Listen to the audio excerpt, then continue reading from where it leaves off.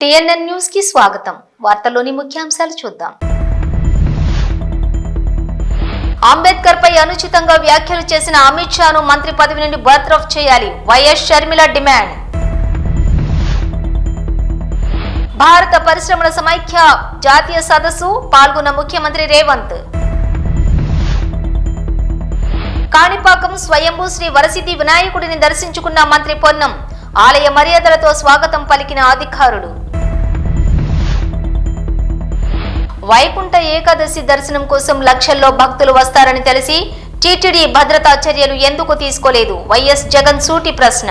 అంబేద్కర్ పై అమిత్ షా అనుచిత వ్యాఖ్యలు చేయడం సరికాదన్నారు APCC chief YS Sharmila Reddy. Amit Shah Ambedkar పై హేళనగా మాట్లాడినప్పుడు బీజేపీ ఎంపీలు ఒక్కసారిగా నవ్వటం జరిగిందని అన్నారు వైఎస్ షర్మిల. అంబేద్కర్ పై అమిత్ షా అనుచిత వ్యాఖ్యలు చేయడం సరికాదన్నారు APCC chief YS Sharmila Reddy. Amit Shah Ambedkar పై హేళనగా మాట్లాడినప్పుడు బీజేపీ ఎంపీలు ఒక్కసారిగా నవ్వటం జరిగిందని అన్నారు వైఎస్ షర్మిల. అంబేద్కర్ ను కాంగ్రెస్ వాళ్ళు పదే పదే తలుచుకుంటున్నారని అంటున్నారు. భారత రాజ్యాంగకర్తను తలుచుకుంటే తప్పేముందని అన్నారు ఆమె. అంబేద్కర్ రాసిన రాజ్యాంగం వల్లనే మనం ఇంత స్వేచ్ఛగా గౌరవంగా బతుకుతున్నామంటే కేవలం మనకు రాజ్యాంగం కల్పించిన హక్కు. అలాంటి హక్కులను రాజ్యాంగం ద్వారా కల్పించిన వ్యక్తిని తలుచుకుంటే తప్పేంటి అని ప్రశ్నించారు. హైదరాబాద్ హైటెక్ సిటీలోని సిఐఐ గ్రీన్ బిజినెస్ సెంటర్లోని భారత పరిశ్రమల సమైక్య జాతీయ సదస్సు ప్రారంభోత్సవంలో పాల్గొన్నారు ముఖ్యమంత్రి రేవంత్ రెడ్డి. తెలంగాణ రాష్ట్ర రవాణా శాఖ మంత్రి పొన్నం ప్రభాకర్ కాణిపాకం స్వయంభూ శ్రీ వరసిద్ధి వినాయకుడిని కుటుంబ సమేతంగా దర్శించుకున్నారు. వేద పండితులు శాస్త్రయుక్తంగా పూజలు జరిపి మంగళకర ఆశీర్వచనాలు పలికారు. వైకుంఠ ఏకాదశి దర్శనం కోసం లక్షల్లో భక్తులు వస్తారని తెలిసి కూడా టీటీడీ వారు భద్రతా చర్యలు ఎందుకు తీసుకోలేదు? టీటీడీ చైర్మన్, ఎస్పీ, కలెక్టర్ అందరూ ఈ ఘటనలో భాగస్వాములే అన్నారు మాజీ ముఖ్యమంత్రి వైఎస్ జగన్. కుప్పంలో ఉన్న నారా చంద్రబాబు నాయుడు కోసం పోలీసు డిపార్ట్మెంట్ అంతా వెళ్లింది. తిరుపతిలో లక్షల మందికి టోకెన్లు ఇచ్చే దగ్గర ప్రత్యామ్నాయ ఏర్పాట్లే చేయలేదు. వచ్చిన భక్తులను వెంటనే క్యూలైన్లకు పంపకుండా చీకట్లో ఒకేసారి గుంపుగా వదలటం వల్లే ఈ యొక్క ఘటన జరిగింది. ఘటనంతా ఒక చోటే జరిగినట్లు చంద్రబాబు అబద్ధాలు చెప్తున్నాడు. తొక్కిసలాట పలు కేంద్రాల వద్ద జరిగిందని ఎఫ్ఐఆర్ లో ఉంది. వివిధ కేంద్రాల దగ్గర జరిగిన తొక్కిసలాటలో గాయపడ్డవారు ఈ ఆసుపత్రిలో ఉన్నారని అన్నారు జగన్. 10వ తారీఖున వైకుంఠ ఏకాదశి అని అందరికీ తెలుసు. లక్షల మంది జనాభా ఇక్కడికి వస్తారు అన్న సంగతి అందరికీ తెలుసు. మరి లక్షల మంది జనాభా వస్తారు అని అందరికీ తెలిసి ఉన్నా కూడా ఎందుకు తిరుమల తిరుపతి దేవస్థానంలో టికెట్లు ఇచ్చే కౌంటర్ల దగ్గర ఎందుకు మీరు సెక్యూరిటీ అరేంజ్మెంట్స్, ప్రోటోకాల్స్ పాటించలేదు అని అడుగుతా ఉన్నా. కారణం ఏమిటి అంటే ఇక్కడ ఉన్న టీటీడీ అధికారుల దగ్గర నుంచి, టీటీడీ చైర్మన్ దగ్గర నుంచి, ఎస్పీ దగ్గర నుంచి కలెక్టర్ దగ్గర వరకు అందరూ కూడా దీంట్లో భాగస్వాములే. చంద్రబాబు నాయుడు గారికి తెలుసు 10వ తారీఖున వైకుంఠ ఏకాదశి అని చెప్పి ఆయన ప్రోగ్రాం కుప్పంలో పెట్టుకుంటాడు. 6వ తారీఖు, 7వ తారీఖు, 8వ తారీఖు పొద్దున 8వ తారీఖు దాకా తాను ఇక్కడే ఉంటాడు. తాను కుప్పంలో ఉన్నాడు అని చెప్పి మొత్తం పోలీస్ డిపార్ట్మెంటు, ఈ జిల్లానే కాకుండా పోలీసులు అందరూ కూడా చంద్రబాబు నాయుడు గారిని ప్రసన్నం చేసుకునే దానికోసం కొనుక్కుపోతారు. 6వ తారీఖు, 7వ తారీఖు, 8వ తారీఖు మధ్యాహ్నం దాకా చంద్రబాబు నాయుడు గారు ఇక్కడే ఉంటారు. చంద్రబాబు నాయుడు గారు మధ్యాహ్నం 8వ తారీఖు మధ్యాహ్నం దాని ఇక్కడి నుంచి బయలుదేరిపోతాడు. 8వ తారీఖు రాత్రి 8:30 గంటలకు టికెట్లు ఇచ్చే కార్యక్రమం జరిగేటప్పుడు ఈ ఘటన జరుగుతుంది. నిజంగా పోలీసులందరూ కూడా చేయాల్సింది ఏమిటి? ఇన్ని లక్షల మంది వస్తారు అని తెలిసినప్పుడు, చంద్రబాబు నాయుడు గారి పర్యటన కూడా అటువైపున ఉంది, కుటుంబంలో ఉంది అని తెలిసినప్పుడు ప్రత్యామ్నాయ అరేంజ్మెంట్స్ చేసుకోవాల్సిన అవసరం ఉందా లేదా? కానీ ఎలాంటి ప్రత్యామ్నాయ అరేంజ్మెంట్స్ చేసుకోలేదు. అందరూ కూడా చంద్రబాబు నాయుడు గారి పర్యటనలో నిమగ్నమయ్యారు. 8వ తారీఖు మధ్యాహ్నం దాకా తాను ఇక్కడే ఉంటాడు. 8వ తారీఖు రాత్రి 8:30కు ఘటనలు జరిగాయి. ఎందుకు ఈ ఘటనలు జరిగాయి అంటే ప్రోటోకాల్ ఎక్కడా కూడా లేదు. అందరినీ కూడా నేను ఇక్కడికి వెళ్ళి అడిగితే పద్మావతి పార్క్ లో ఒక సెంటర్, పద్మావతి పార్క్ ఎదురుగా ఒక సెంటర్, ఏం సెంటర్ కాదు బైరాగిపట్నం కౌంటర్, బైరాగిపట్టడి కౌంటర్ కి ఎదురుగా పార్కులో పొద్దున 9 గంటల నుంచి మనుషులను అక్కడే క్యాంప్ చేయించారు. మనుషులందరినీ కూడా అక్కడే పార్క్ చేయించారు. 8:30కు రాత్రి పార్క్ గేట్లు తెరిచారు. కౌంటర్ లైన్లో నిలబడండి అని చెప్పి గేట్లు తెరిచారు. వెంటనే అందరూ పరిగెత్తుకుంటూ పోవడం తోపిసలాట జరిగింది. చీకటిలో ఆ పార్కులో పెట్టిన వాళ్ళకి ఏదైనా ఇచ్చారా, కొన్ని మిగిలిన కౌంటర్లలో పెట్టిన వాళ్ళకి ఏమైనా ఇచ్చారా, వాళ్ళను ఎందుకు మొట్టమొదటి గంట నుంచి వాళ్ళు అక్కడికి చేరుకునేప్పటి నుంచి వాళ్ళ లైన్లలో ఎందుకు పెట్టలేదు, ఎందుకు అక్కడ సఫిషియెంట్ పోలీస్ ఫోర్స్ ఇవ్వలేదు, అక్కడ ఉన్న వాళ్ళ లైన్లో మొదటి నుంచి పెట్టడం మొదలుపెట్టిందంటే అన్ని సెంటర్లలో కూడా పెట్టి ఉండింటే ఈ ఘటన జరిగి ఉండేది కాదు. ఎక్కడా కూడా అలా చేయాల. అందరినీ కూడా వీళ్ళందరూ ఆయా సెంటర్లలో లైన్లలో పెట్టేదానికి ఎవరు కూడా పోలీసులు లేకపోవడము, పోలీసులు రోప్ పార్టీస్ లేకపోవడము, పోలీసులు లేకపోవడము, ఎవరు కూడా లైన్లలో నిలబెట్టలేదు. అందరినీ కూడా ఒక గ్రూప్గా ఫామ్ చేసి ఒక చోట ఆ కౌంటర్కి ఎదురుందనో కౌంటర్ పక్కన అందరినీ పెట్టి ఆ తర్వాత అందరినీ కూడా టయానికి ఇచ్చిపెట్టే కార్యక్రమం చేస్తున్నారు. దీనివల్ల ఈ ఘటనలు జరిగాయి. ఇదే పోలీసులు, ఇదే చంద్రబాబు నాయుడు గారు ఎంత దిక్కుబాలను అబద్ధాలు ఆడుతూ ఉన్నారు అనంటే ఇదేదో ఒకే ఒక చోట జరిగింది, అది కూడా తప్పే. విష్ణు నివాసం వీళ్ళు ఫైల్ చేసిన ఎఫ్ఐఆర్ కాపీలో విష్ణు నివాసం దగ్గర ఒకరు చనిపోయిన ఎఫ్ఐఆర్ రిజిస్టర్ అయింది. బైరాగిపట్టడిలో 5 మంది చనిపోయినట్టు మరో ఎఫ్ఐఆర్ రిజిస్టర్ అయింది.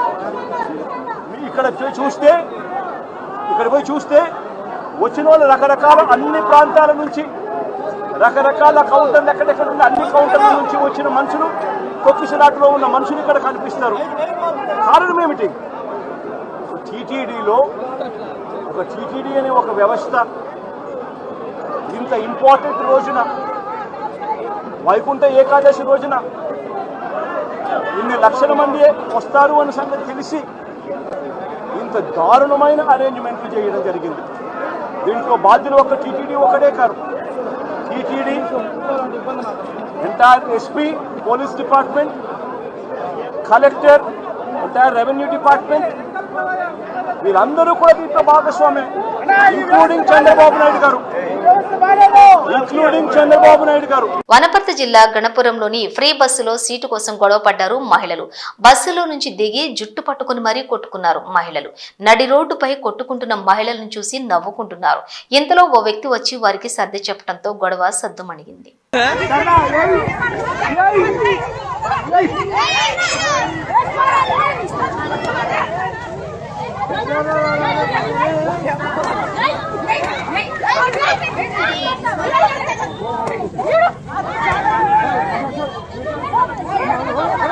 అనంతపురం జిల్లా కళ్యాణదుర్గం మాదిగల్లులో చిరుత కలకలం రేపింది.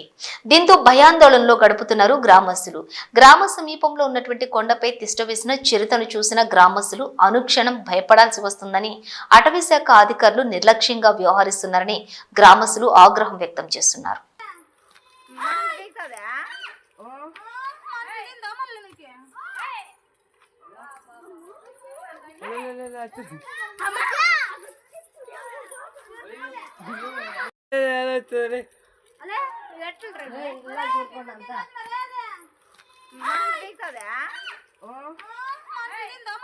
రాజన్న సిరిసిల్ల జిల్లా వేములవాడ రాజరాజేశ్వర స్వామి దర్శనానికి వచ్చి డిసెంబర్ 23న ఆలయ ప్రాంగణంలోని తప్పిపోయిన జగిత్యాల జిల్లా కోడిమ్యాల మండలం చింతలపల్లి గ్రామానికి చెందిన సింగారపు ఆదిత్య ఆచూకీ లభ్యమైందని, పాపని అపహరించినటువంటి మహిళా నిందితుల వివరాలను ప్రెస్ మీట్ లో వెల్లడించారు జిల్లా ఎస్పీ అఖిల్ మహాజన్.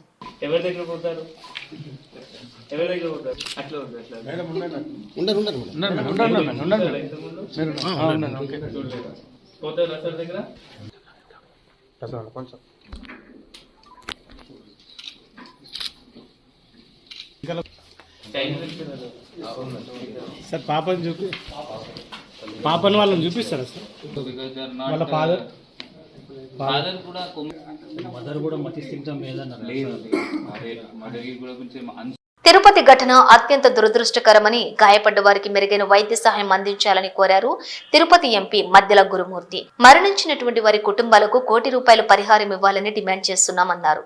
తిరుపతికి లక్షలాది భక్తులు వస్తారని తెలిసి కూడా ప్రభుత్వం క్రౌడ్ మేనేజ్మెంట్ చేయలేకపోవడం వల్లే ఈ యొక్క దుర్ఘటన జరిగిందని ఆరోపించారు ఆయన.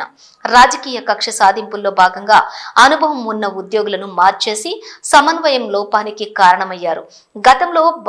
గతంలో బ్రహ్మోత్సవాలకు కూడా లక్షలాది మంది వచ్చినా ఎంతో నిబద్ధతతో పనిచేశాం. నేడు కూటమి ప్రభుత్వం తిరుపతిని ప్రచార ఆర్భాటానికి, రాజకీయ కక్ష సాధింపులకు వేదికగా మార్చేసింది. నారా చంద్రబాబు నాయుడు హయాంలో నాడు పుష్కరాల్లోనూ 23 మంది మరణించారు. నేడు టోకెన్ల క్యూ లైన్లో 7 మరణించారు. ఈ ఘటనకు పూర్తి బాధ్యత రాష్ట్ర ప్రభుత్వానిది అని అన్నారు మద్దెల గురుమూర్తి. అందరికీ నమస్కారం. నిన్న తిరుపతిలో జరిగినటువంటి సంఘటన అత్యంత దురదృష్టకరం. ముందుగా చనిపోయిన కుటుంబాలన్నిటికీ కూడా ప్రగాఢ సానుభూతిని తెలియజేస్తాను. అలాగే ఎవరైతే గాయాలతో హాస్పిటల్ అడ్మిట్ అయినారో వాళ్ళందరూ త్వరగా కోలుకోవాలని, వాళ్ళకి మెరుగైన వైద్య సదుపాయాలు రాష్ట్ర ప్రభుత్వం కల్పించి వాళ్ళని పూర్తిగా ఆరోగ్యవంతులుగా అయ్యేంత వరకు వాళ్ళకు సంబంధించినటువంటి అన్ని సౌకర్యాలు చూసుకోవాలని ఆంధ్ర రాష్ట్ర ప్రభుత్వం మీద ఈ బాధ్యత ఉందని వాళ్ళకి గుర్తు చేస్తూ, అలాగే చనిపోయినటువంటి కుటుంబాలకి ₹1,00,00,000 కాంపెన్సేషన్ ఇచ్చే విధంగా చర్యలు తీసుకోవాలని ఆంధ్ర రాష్ట్ర ప్రభుత్వాన్ని కోరుతాను. అలాగే ఇట్లా వైకుంఠ పర్వదినం వచ్చినప్పుడు కొన్ని లక్షల మందిలో భక్తులు తిరుపతికి తరలి వస్తుంటారు. ముందు జాగ్రత్త చర్యలు తీసుకోకుండా, క్రౌడ్ మేనేజ్మెంట్ ప్రాపర్గా చేయకుండా, అలాగే నిపుణులైనటువంటి ఉద్యోగుల మీద కక్ష సాధింపు చేసి వీళ్ళు వారికి ఓటేశారు, వీళ్ళకి ఓటేశారు, వీళ్ళు వాళ్ళ రెజ్యూమ్లో వీళ్ళు పనిచేశారు అనే సాకుతో వాళ్ళని పక్కన పెట్టి హరాస్ చేసి నిపుణులైన వాటిని విధుల నుంచి వేరే విధులకి బదిలీ చేసి దాని ద్వారా ఈరోజు క్లియర్ కట్గా క్రౌడ్ మేనేజ్మెంట్ చేసేవాళ్ళు లేకుండా, సమన్వయం చేసేవాళ్ళు లేకుండా ఒకరి మీద ఒకరు నిందలు మోపుకుంటూ కాలయాపన చేస్తున్నారు. ఇది కరెక్ట్ పద్ధతి కాదు. ఎందుకంటే తిరుపతికి ఇదొక బ్లాక్ డే అని నా అభిప్రాయం. ఎందుకంటే కొన్ని లక్షల మందిలో వస్తూ ఉంటారు బ్రహ్మోత్సవాలకు కానీ దీనికి కానీ. అప్పుడంతా గత 5 సంవత్సరాలు ఏ విధంగా చేశారు? ఏ ఒక్క చిన్న పొరపాటు లేకుండా నిబద్ధతతో చేశారు. మరి ఇప్పటి కూటమి ప్రభుత్వం తిరుమలని కేవలం రాజకీయ కక్ష సాధింపులకి వేదిక చేసిందే గాని, అలాగే ప్రచార ఆర్భాటాలకి కేంద్ర బిందువు చేసిందే గాని, ఏ రోజు కూడా వచ్చే భక్తులకి మెరుగైన సౌకర్యాలు కల్పించాలని దానిలో పోటీ పెట్టుకోవాలి. ఇలా చేయడం ద్వారా ఆ దేవదేవుడికి మచ్చ చేసే కార్యక్రమం చేసుకొచ్చారు. అప్పుడు పుష్కరాల్లో అదే విధంగా జరిగింది. ఇప్పుడు వైకుంఠ ఏకాదశి పర్వదినాన అదే విధంగా జరిగింది. అప్పుడు 23 మంది పైన చనిపోతే ఇప్పుడు దాదాపుగా 7 మంది దాకా చనిపోయారు అంటున్నారు. 6 మంది పూర్తిగా చనిపోయారు, ఇంకొకరు బతుకుల్లో ఉన్నారని చెప్పారు. ఇంకా దాదాపు 30 మందికి పైగా గాయాలయ్యి హాస్పిటల్లో. దీనికంతా ఎవరు బాధ్యత వహించాలి? ఖచ్చితంగా టీటీడీ యాజమాన్యమే దీనికి బాధ్యత వహించాలి. అలాగే రాష్ట్ర ప్రభుత్వం దీనికి బాధ్యత వహించాలని వైఎస్ఆర్ కాంగ్రెస్ పార్టీ తరఫున డిమాండ్ చేస్తాం. తిరుపతి తోపులాట ఘటనలో 6 మృతి చాలా విచారకరమని అన్నారు మాజీ ఎమ్మెల్యే తోపుదుర్తి ప్రకాష్ రెడ్డి. కేవలం చంద్రబాబు ప్రభుత్వ నిర్లక్ష్యం కారణంగానే ఇంతటి దారుణ ఘటన చోటు చేసుకుందని అన్నారు ఆయన. 1,00,000 మందికి పైగా భక్తులకు టోకెన్లు జారీ చేస్తున్నప్పుడు తగిన చర్యలు తీసుకోవాలని, అయితే ఓవైపు చంద్రబాబు కుప్పం పర్యటన మరియు డాక్ మహారాజ్ సినిమా ఫంక్షన్ కు సిబ్బంది కేటాయించి ఇంతమంది భక్తులకు రక్షణ గాలి కొదిలేశారని అన్నారు తోపుదుర్తి ప్రకాష్ రెడ్డి. గోషం మహల్లో మరోసారి కుంగిపోయింది చాక్నవాడి నాలా. దారుసలాం రోడ్డు నుండి చాక్నవాడికి వెళ్లే రోడ్లో ప్లైవుడ్ దుకాణాల ముందు నాలా కుంగిపోయింది. అర్ధరాత్రి 12 గంటల సమయంలో కుంగిపోయిన సివరేజ్ పెద్ద నాల. గతంలో కుంగిన నాలా పనులు ఒకవైపు కొనసాగుతూ ఉండగా మరోవైపు పక్కనే ఉన్నటువంటి మరో నాలా ఈ కుంగిన నాలలో ప్రెషర్ లారీ పడిపోయింది. అయితే ఈ ప్రమాదంలో లారీ డ్రైవర్ ప్రాణాలతో బయటపడ్డాడు. నాలా మొత్తం పునరుద్ధరించాలని పదే పదే ఎన్నిసార్లు ప్రభుత్వానికి మొరపెట్టుకున్నా అధికారులు పట్టించుకోవటం లేదని చెబుతున్నారు. ఇలా నాలాలు కుంగటం వల్ల ప్రాణ నష్టం జరిగితే దానికి ఎవరు బాధ్యత వహిస్తారని ప్రశ్నించారు. నిత్యం నాలాలు కుంగటం వల్ల రాకపోకలతో తీవ్ర ఇబ్బందులు పడుతున్నామని, తమ సమస్యను పరిష్కరించకపోతే పెద్ద ఎత్తున ఆందోళన చేపడతామని హెచ్చరించారు స్థానికులు.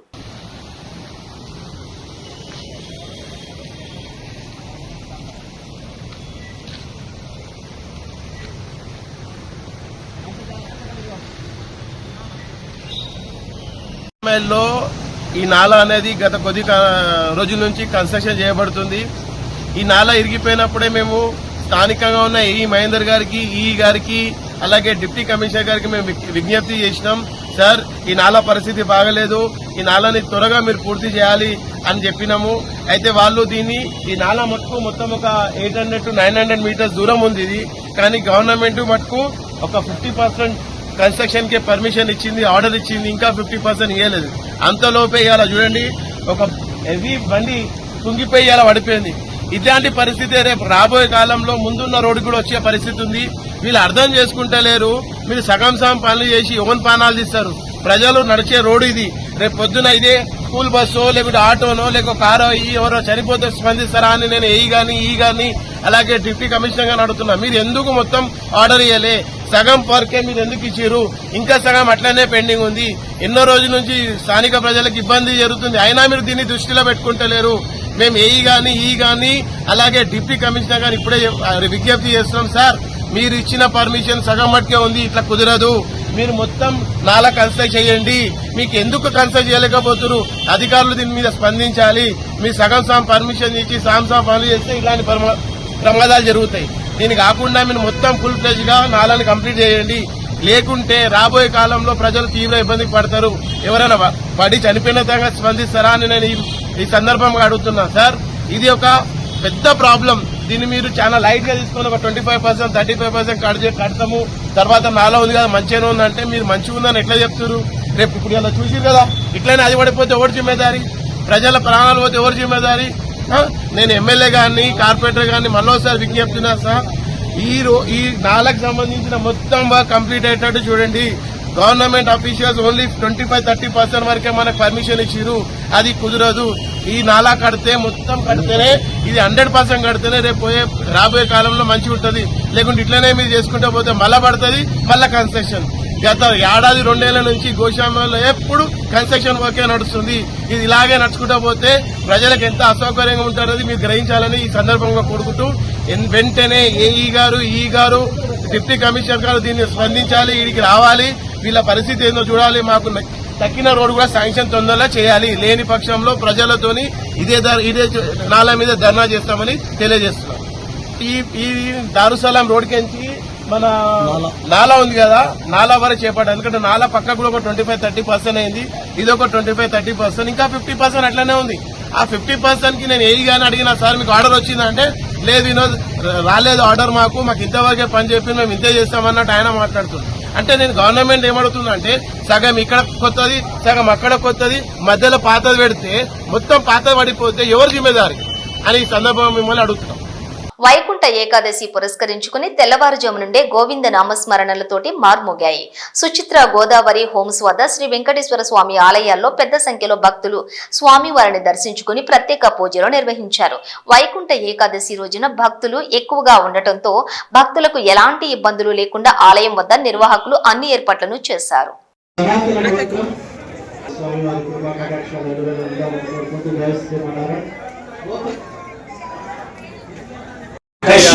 భగవద్ బంధువులారా, కలియుగ వైకుంఠ ప్రత్యేక వైకుంఠ ఏకాదశి పురస్కరించుకొని మన గోదావరి హోమ్స్ వెంకటేశ్వర స్వామి వారి యొక్క దేవస్థానంలో అత్యంత వైభవపేతంగా విస్తృతమైన ఏర్పాట్లు చేయడం జరిగింది. ఈ రోజు వైకుంఠ ఏకాదశి కావున ఈరోజు దేవతలు 33 స్వామివారిని ఉద్యోగం చేసుకుంటారు. ఉంటారు.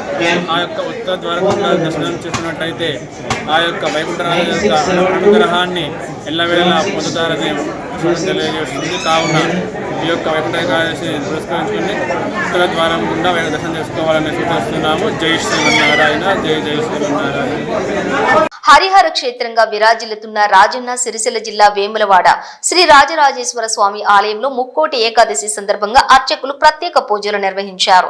ఉదయం మంగళ వాయిద్యాలు సుప్రభాతం అనంతరం ఆలయం శుద్ధి చేసి ప్రాతకాల పూజ నిర్వహించారు. వైకుంఠ ముక్కోటి ఏకాదశి సందర్భంగా వేములవాడ శ్రీ రాజరాజేశ్వర స్వామి ఆలయం భక్తులతో కిటకిటలాడింది. వేకువజామునే ఆలయానికి చేరుకుని భక్తులు స్వామివారిని దర్శించుకుని స్వామివారి సేవలో తరించారు. ఈ సందర్భంగా ఏకాదశిని పురస్కరించుకుని ఉత్తర ద్వార దర్శనం కల్పించారు. దక్షిణ కాశీగా పేరుగాంచిన వేములవాడ శ్రీ రాజరాజేశ్వరి స్వామివారిని ముక్కోటి ఏకాదశి సందర్భంగా శుక్రవారం ప్రభుత్వ విప్ ఎమ్మెల్యే ఆది శ్రీనివాస్ సతీ సమేతంగా దర్శించుకున్నారు. వైకుంఠ ఏకాదశి పర్వదినం ముక్కోటి ఏకాదశిగా కూడా పిలువబడే పర్వదినం సందర్భంగా దేశవ్యాప్తంగా ప్రపంచవ్యాప్తంగా వైష్ణవ దేవాలయాలు, హిందూ దేవాలయాలను కూడా ఉత్తర ద్వార దర్శనం ద్వారా ఆ స్వామిని దర్శించుకొని తరించి ఇప్పుడే బ్రాహ్మణోత్సవం చెప్పినట్టుగా ధనుర్మాసంలో సూర్యుడు మకరం సూర్యుడు ధనస్సులో ప్రవేశించేసిన సమయంలో వచ్చేటువంటి ఏకాదశిని ముక్కోటి ఏకాదశిగా, వైకుంఠ ఏకాదశిగా మరి విశేషమైనటువంటి పర్వదినాలలో ఈరోజు స్వామివారిని దర్శించుకుంటే, ఈరోజు ఉపవాసం ఉంటే అనేక పుణ్యం అంటే ముక్కోటి ఏకాదశిగా పిలువబడేటువంటి ఈరోజు విశిష్టత ప్రాశస్యం ఉన్నటువంటి సందర్భంగా దక్షిణ కాశీగా పేరుగాంచినటువంటి రాజన్న ఆలయంలో హరిహర క్షేత్రంగా ఉండబడేటువంటి పిలువబడేటువంటి ఈ సన్నిధిలో వేకువజామునే 4 గంటల నుంచే బ్రాహ్మణోత్తములు, వేద పండితుల శాస్త్రోక్తమైనటువంటి పూజల మధ్యలో పల్లకి సేవలు, ఉత్తర ద్వార దర్శనం, అటు శ్రీ అనంత పద్మనాభ స్వామి, అదేవిధంగా పార్వతీ పరమేశ్వరుడు ఆ ఉత్సవమూర్తులను దర్శించుకునే భాగ్యాన్ని, ఆ తర్వాత అంబారి సేవలు కూడా ఊరేగించి తూర్పు ద్వారం గుండా ఈనాటి పర్వదినం యొక్క విశిష్టతను, ప్రాశస్త్యాన్ని బ్రాహ్మణోత్తముల భక్తులందరూ కూడా ఉపదేశం చేస్తూ ఈనాటి ఈ పర్వదిన సందర్భంగా లోక కళ్యాణం జరగాలని, లోకశాంతి జరగాలని, అన్ని కుటుంబాలు సుఖమయ జీవితంతో ఉండాలని చెప్పని ఆ పార్వతీ పరమేశ్వరుడు, అనంతపద్మ స్వామి, శ్రీకృష్ణుడు యొక్క జీవిత చరిత్ర కానీ, శ్రీ సీతారామచంద్రుడు జీవిత చరిత్ర కానీ, మానవ రూపంలో వచ్చి రాక్షస సంహారం గావింపజేసినటువంటి సన్నివేశాలు కానీ, ఆనాడు కూడా చెడు పైన మంచి విజయంగా జరిగిన సందర్భంలో, రాక్షస సంహారం జరిగిన సందర్భంలో వచ్చినటువంటి పండుగలకు విశిష్టతను కూడా చెప్పుకుంటూ ఈ వైకుంఠ ఏకాదశి పర్వదిన సందర్భంగా, ఈ ముక్కోటి ఏకాదశి పర్వదిన సందర్భంగా వేములవాడ రాజన్న ఆలయంలోని హరిహరులు ఇద్దరిని కూడా మేము ప్రార్థన చేస్తా ఉన్నాం. లోక కళ్యాణం జరగాలి, లోకశాంతి జరగాలి, సకాలంలో చక్కటి వర్షాలు బ్రహ్మాండంగా కురిసి పాడి పంట బ్రహ్మాండంగా పండి రైతు వర్గంతో పాటు అన్ని వర్గాల ప్రజలు సుఖమయ జీవితంతో, ఆనందమయ జీవితంతో, అష్టంతో ఆయుర్వేదంతో ఉండాలని చెప్పని ఈ సందర్భంగా శ్రీ అనంతపద్మనాభ స్వామిని, ఆ పార్వతీ పరమేశ్వరుని ప్రార్థిస్తున్నాను. అందరికీ నమస్కారం. శివనామ రూపాభ్యాం యాదేవి సర్వమంగళ తయో సంస్మరణాత్వంసాం సర్వతో జయమంగళం. వేములవాడ రాజరాజేశ్వర స్వామి వారి యొక్క క్షేత్రం అత్యంత ప్రసిద్ధిగాంచినటువంటి దక్షిణ కాశీ అని మరి హరిహర క్షేత్రంగా ప్రసిద్ధిగాంచింది. ఈ క్షేత్రంలో ఈరోజు మహాపర్వం ముక్కోటి ఏకాదశి. ఈ ఏకాదశి యొక్క ప్రమాణం ఏమిటంటే, సూర్యుడు ధనుస్సు రాశిలోకి ప్రవేశించినటువంటి సమయాన్ని తర్వాత వచ్చినటువంటి శుద్ధవంతు వచ్చే ఏకాదశి ఏ రోజైతే ఉందో అది ముక్కోటి ఏకాదశి. ఆ పర్వాన్ని పురస్కరించుకొని ఈరోజు స్వామివారికి బ్రాహ్మీ ముహూర్తంలో 4 గంటల నుంచి 5 గంటల వరకు ప్రాతకాల పూజ మహాభిషేకంతో, అలాగే 5 గంటల నుంచి 6 గంటల వరకు ఉత్తర ద్వారమందు పల్లాకిలో అధికారులు ఇద్దరిని కూడా దర్శించుకునే మహద్భాగ్యం మనం కలిగింది. అలాగే 6 నుంచి 7:30 వరకు అంబారి సేవ పైన రాజరాజేశ్వర స్వామి వారిని, అలాగే లక్ష్మీ అనంత పద్మనాభ స్వామి వారిని త్రిప్రదక్షిణంగా వేద మంత్రములతోటి, స్వస్తి వాచనములతోటి స్వామి యొక్క స్వామివారి యొక్క ప్రధాన ద్వారమైనటువంటి తూర్పు ద్వారం గుండా వెళ్ళి అక్కడ విశేషమైనటువంటి ఉపచారాలన్నీ కూడా చేసుకుని హారతి తీసుకొని ఈరోజు ముప్పటి పర్వాన్ని మనం జరుపుకున్నాము. ఈరోజు ఎవరైతే ఉపవసిస్తారో, ఎవరైతే స్వామిని దర్శిస్తారో, ఎవరైతే సేవిస్తారో, ఎవరైతే జాగారం చేస్తారో వారందరికీ కూడా ఆ పార్వతీ రాజరాజేశ్వర స్వామి వారు అలాగే లక్ష్మీ అనంత పద్మనాభ స్వామి వారి యొక్క కృపా కటాక్షం కలిగి సమస్త కోరికలన్నీ కూడా నెరవేరుతాయి. స్వస్తి. మరో బులెటిన్తో మళ్ళీ కలుద్దాం. చూస్తూనే ఉండండి న్యూస్.